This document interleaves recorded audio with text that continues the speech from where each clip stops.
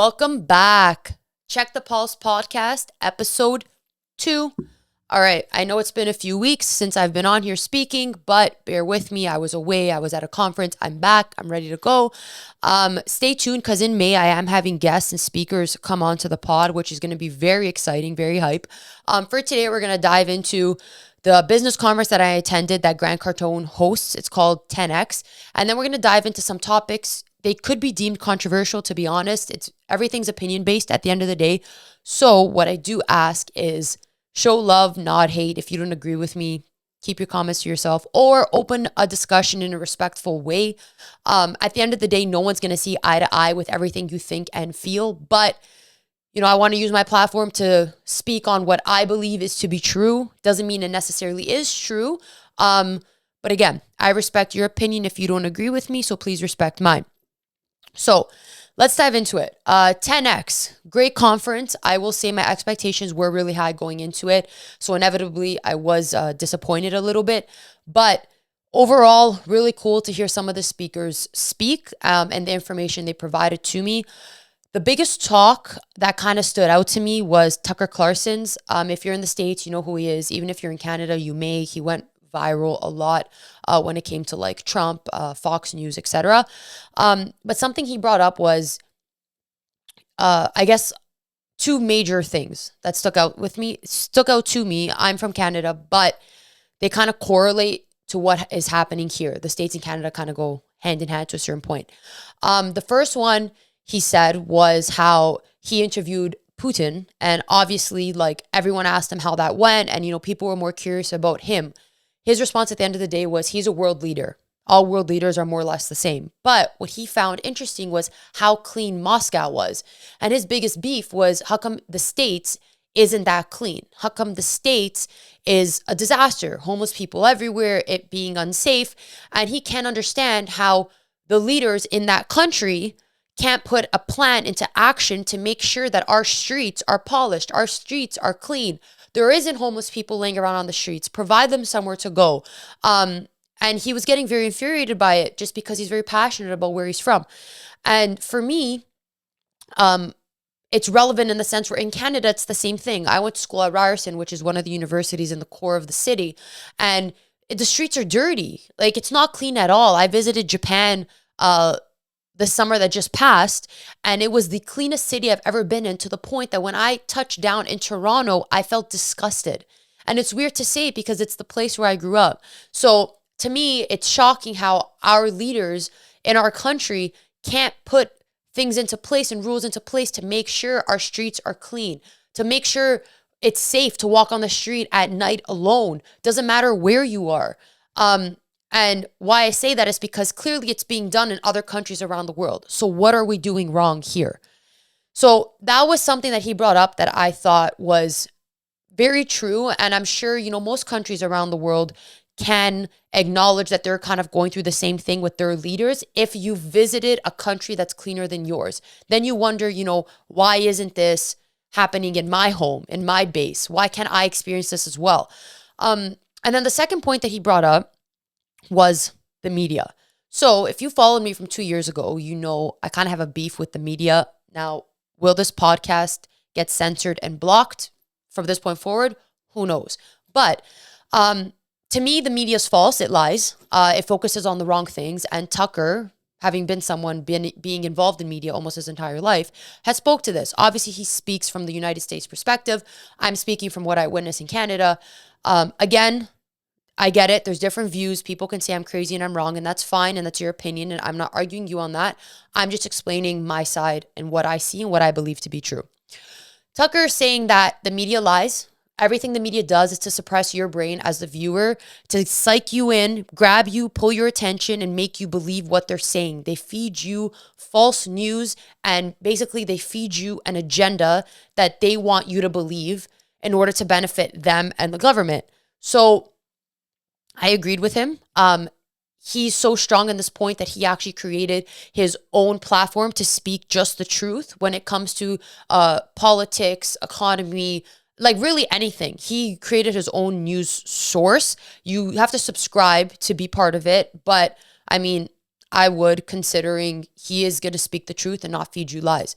Now, for me, this all kind of started in 2020 when COVID happened. I always had a theory that the media kind of pushed an agenda onto us. But that was really when it showed for me. When I saw the news, to be honest, in 2020, wow, bye. When I saw the news in 2020, I saw a bunch of lies. From March 2020, I saw an agenda being fed to us. I saw us being blinded by numbers, illnesses. And I know people got sick from COVID. I personally got really sick from COVID. So did my parents. It was really bad. So the virus did exist. Now, do I think it was to the extent that they say it was? No, but it did exist. It was real. It was a flu. You could get it. You could die from it. You also can survive from it. I just think the way they pushed the vaccine was very unfair and unjust. At the end of the day, you're injecting something into your body and you should have a choice as to whether or not that's being done.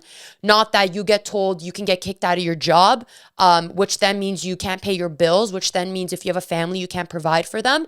So even though they're not saying you must take it, they're basically saying you need to take it, because if you're someone that has those responsibilities, you're going to go into panic mode about how you're going to pay for all these things you're responsible for. So what are you going to do? You're going to go now take something and inject yourself with something that you may not fully agree with. I know countless amounts of people that took the vaccine and still got COVID. I know people that took the vaccine and still died from COVID. I know people that took the vaccine and never got COVID. So really, to me, the fact that someone couldn't look me dead in the eye and say you have even a 99% chance, 100% chance that if you take this and inject yourself with it, you won't get that virus. It was not like that. The fact that I still knew people taking it and getting it, to me, wasn't a good enough reason. So I didn't get it. But people did, and that's fine. At the end of the day, you have to do what you're comfortable with.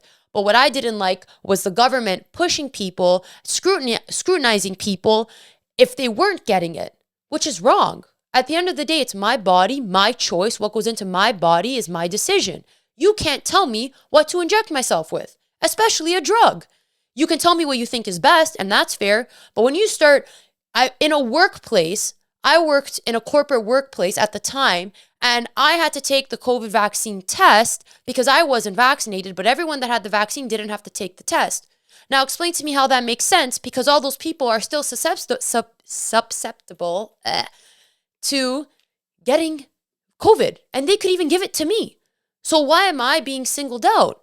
I know kids that lost friends. I know families that stopped talking. I know friendships that ended, relationships that ended. Over what? And if everyone looks at the bigger picture and looks at the bigger viewpoint, this was all orchestrated by higher power. They cause ruckus. They cause tension. I hope people honestly feel stupid if you cut someone off because of a decision that they made for their own personal reasons. Now, if they're attacking you and not respecting your decision, I understand. But I have friends that had very different viewpoints from me. It was very simple. We don't talk about it. We don't bring it up because I still respect you. I love our friendship. I love you as a person, and this doesn't change who you are. And that's the way it should be. Not that now we're cutting people off, disrespecting people, hating on people, belittling people. For what? At the end of the day, if you're choosing to take it, I'm not judging you. Why should you judge me?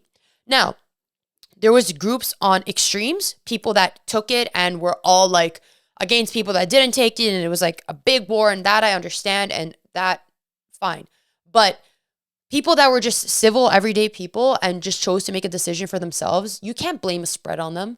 You can't blame the stuff on them, because at the end of the day, I got COVID. I got COVID really bad. Guess what? I survived. My dad got COVID really bad. Had to bring him to the hospital. First of all, whole other experience, literally belittled us. The doctor looked at me like I was crazy because I didn't take the vaccine. I had to literally fight him, which is ridiculous. If I'm in a country, doesn't matter what's injected in me, you should serve me the same way you serve everybody else. So very prejudiced. But yeah, he got COVID really bad, went to the hospital, survived. My mom got COVID really bad, bedridden for 2 weeks, survived. So your body naturally can handle flus, can handle a fight.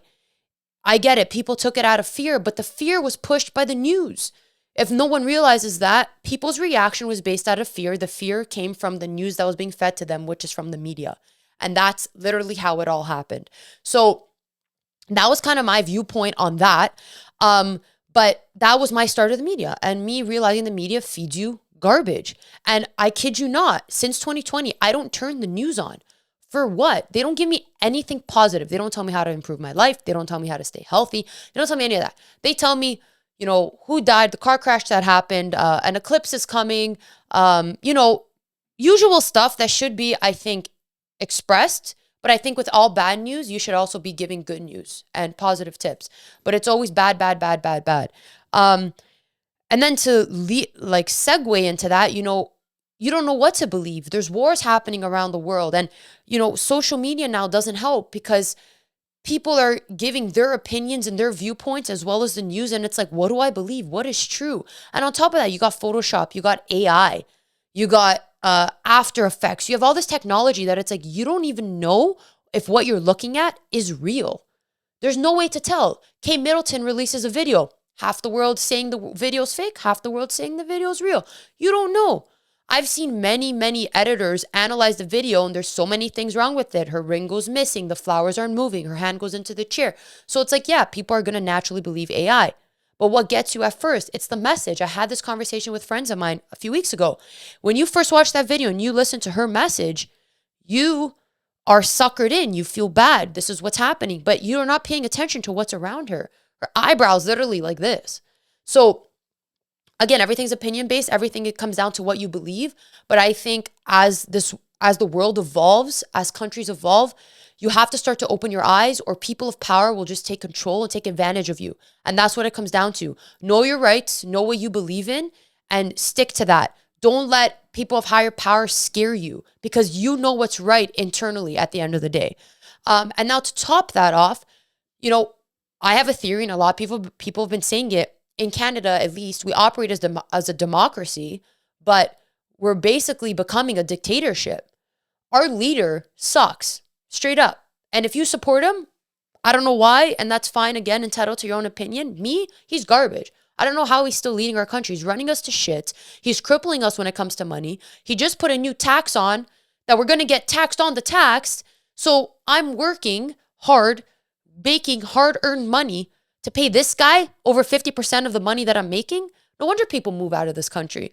So there's just so much that's happening and that I think people need to open their eyes to. And that was the whole moral of this episode. I gave my viewpoints, my beliefs. People can disagree with me. They can agree with me. It's great if you agree with me. We build a community. If you disagree with me, I still respect you. I'm not hating on you at all. I'm just saying that I think there is things that are happening that are very obvious, that are being controlled, and that we need to open our eyes to that. I will say within the last year, I've noticed a lot of people that might have been suckered into the news and media are now realizing how messed up it was then and really opening their eyes now. And I love to see it. And then even just to touch on that, in Dubai, you have cloud seeding. There's floods everywhere, abnormal amounts of flooding happening. And now people are opening the conversation about, can governments control our weather here? Again, can call me crazy. For years, my friends and I have been saying to a certain point, they control the weather. They can kind of dictate things. They can kind of put things into place like cloud seeding to control what happens. I don't think it's fluke that we had an eclipse in over 100 years and all of a sudden there's clouds and half the population can't see it. I don't think that just happened. And then on top of that, with cloud seeding, like I do feel certain things to a certain point are controlled. And only now, I was saying this years ago and people call me crazy. And now people are opening the discussion. Is it controlled here? How do we know? Because if you ever notice, sometimes you listen to the weather network, it says there's going to be a big thunderstorm and all of a sudden it's 30 degrees and sunny. And it's happened multiple times. So people are now losing trust in sources that are supposed to provide you great value and supposed to gain your trust. People are losing trust in them. So I don't want to ramble on forever, but that was kind of the gist of my speech and my talk today, I guess, or the pod episode was like, these are things that have happened. And I hope people open their eyes to these things because it's just going to get worse, especially in Canada. Things are going downhill so fast. And people that are still buying into this leader's crap, to be honest, like just open your eyes because he's running us to the ground, literally. Election is coming up at some point.